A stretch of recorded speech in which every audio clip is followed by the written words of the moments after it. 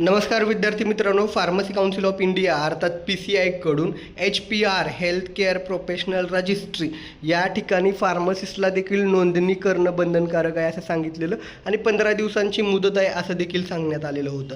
तर लक्षात घ्या विद्यार्थी मित्रांनो, एवढ्या लाखो फार्मसिस्टचा डेटा हा 15 दिवसामध्ये हेल्थ केअर प्रोफेशनल रजिस्ट्रीला ॲड करणं हे शक्य नाही आहे. शिवाय ज्यांनी याआधीच या PCIच्या वेबसाईटवरती DigiFarmMed BH-P नावानं जो तुमचं रजिस्ट्रेशन लॉग इन ID मिळालेला आहे तो ऑलरेडी असेल तर तुम्ही लॉग इन करून बघाल तर तिथं KYC किंवा या ठिकाणी तुम्हाला ते HPRला रजिस्ट्रेशन करण्यासंदर्भातला कुठलाच पॉपअप विंडो मेसेज दिसत नाही आहे. अर्थात म्हणजे PCIनं 15 दिवसांच्या आत करा असं सांगितलं आहे, पण तो पर्याय अजून जुनं ज्यांचं अकाउंट आहे त्यांच्याकडं नाही. राहिला प्रश्न ज्यांनी अजूनपर्यंत PCIच्या वेबसाईटवरती DigiFarmMedवरती सेंट्रल रजिस्ट्रेशन केलं नव्हतं त्यांनी न्यू रजिस्ट्रेशन करा. न्यू रजिस्ट्रेशन करत असताना HPRचा डेटा टाकण्याचा पर्याय अवेलेबल होतोय का पाहून घ्या. तो डेटा टाका. सध्या एवढंच सांगेल की फक्त या ठिकाणी थोडे दिवस वेट करा. तुम्हाला लॉग इन करताना रजिस्ट्रेशन करताना HPRच्या रजिस्ट्रेशनमध्ये जे अडथळे येत आहेत त्या संदर्भात आपल्याला PCIला ग्रीव्हियन्स टाकता येऊ शकतो. तो ग्रीव्हियन्स टाका या वेबसाईटवरती. दरम्यान अजून काही तुमचे डाऊट्स असतील खाली कमेंट करा, पण एवढं सांगतो की केवळ 15 दिवसाच्या आत एवढा सगळा डेटा अपडेट होणं शक्य नाही आहे. तर त्या ठिकाणी पुन्हा मुदतवाढ मिळू शकते. फक्त जे टीचिंग प्रोफेशनमध्ये आहेत त्यांना ते करणं मॅन्डेटरी आहे. पण एवढं नक्की लक्षात येतं आहे की सगळ्यांसाठी म्हणजे फक्त टीचिंगसाठी नाही, सगळ्या फार्मसिस्टसाठी.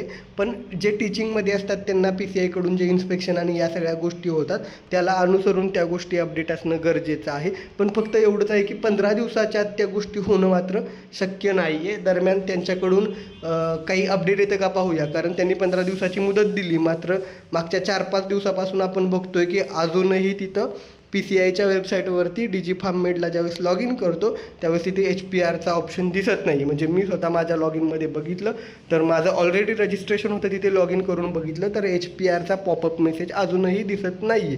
तर त्यांनी जे काही या ठिकाणी युजर मॅन्युअल दिलं आहे कशी प्रोसेस करायची, तुम्ही जुनं अकाउंट असेल DigiFarmMedवरती BH-P या अशा पद्धतीनं सुरू होणारं तर लॉग इन करून बघा. तो HPRचा पॉपअप मेसेज दिसतोय का, दिसला तर ती प्रोसेस करून घ्या. दरम्यान जर तुम्ही अजूनही PCIच्या वेबसाईटवरती DigiFarmMedला सेंट्रल रजिस्ट्रेशन ज्याला म्हणतो ते केलं नसेल तर ते करून घ्या. या ठिकाणी ते कसं करायचं तर इथे न्यू रजिस्ट्रेशनवरती जाऊन प्रोसेस करायची आहे. त्याचा जुना व्हिडिओ मी खूप अगोदर टाकलेला तो अवेलेबल आहे. तशा पद्धतीनं प्रोसेस करून घ्या. अजून काही तुमच्या काही शंका असतील खाली कमेंट करा, पुढील व्हिडिओमध्ये उत्तरं दिली जातील. कारण होपसो काय आहे, बरेच जण सांगतायत की DigiFarmMedवरती किंवा ते HPR रजिस्ट्रेशन करणं गरजेचं आहे, पण ती प्रोसेसच होत नाही हे कोणी सांगत नाही आहे किंवा काय समस्या येतात त्याच्यावरती मात्र कोणी बोलायला तयार नाही आहे.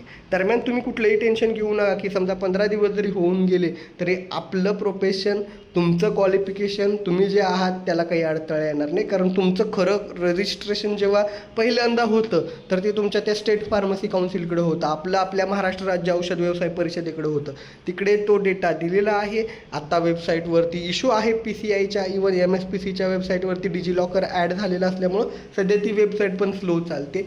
दरम्यान तुमचं रजिस्ट्रेशन ऑलरेडी झालं आहे, तुम्ही रजिस्टर्ड फार्मासिस्ट आपल्या राज्य औषध व्यवसाय परिषदेकडे आहात. Maharashtra state pharmacy council, Maharashtra राज्य औषध व्यवसाय परिषदेकडे तुम्ही नोंदणीकृत फार्मासिस्ट आहात. आता ही जी मुदत दिलेली आहे त्याला नक्कीच पुन्हा त्यांना मुदतवाढ द्यावी लागेल, कारण वेबसाईटवरती तो पर्यायच दिसत नाही आहे. होपसो येणाऱ्या काळामध्ये ते सगळे अपडेट होऊन जातील. ज्यांनी अजूनही DigiFarmMedला रजिस्ट्रेशन केलं नसेल तर एकदा रजिस्ट्रेशन करून बघा. पण लक्षात ठेवा, इकडे PCIच्या वेबसाईटवरती DigiFarmMedला ॲज अ फार्मसिस्ट म्हणून रजिस्ट्रेशन करत असताना तुमच्याकडे स्टेट फार्मसी काउन्सिल, महाराष्ट्र राज्य औषध व्यवसाय परिषदेकडे आपण जे रजिस्ट्रेशन करतो त्याचं जे तुमच्याकडे सर्टिफिकेट आणि तो रजिस्ट्रेशन नंबर हा लागत असतो. होपसो दिलेली माहिती आवडली असेल तर व्हिडिओला लाईक करा. सर्वांसोबत हा व्हिडिओ शेअर करायला विसरू नका. धन्यवाद. थँक्यू.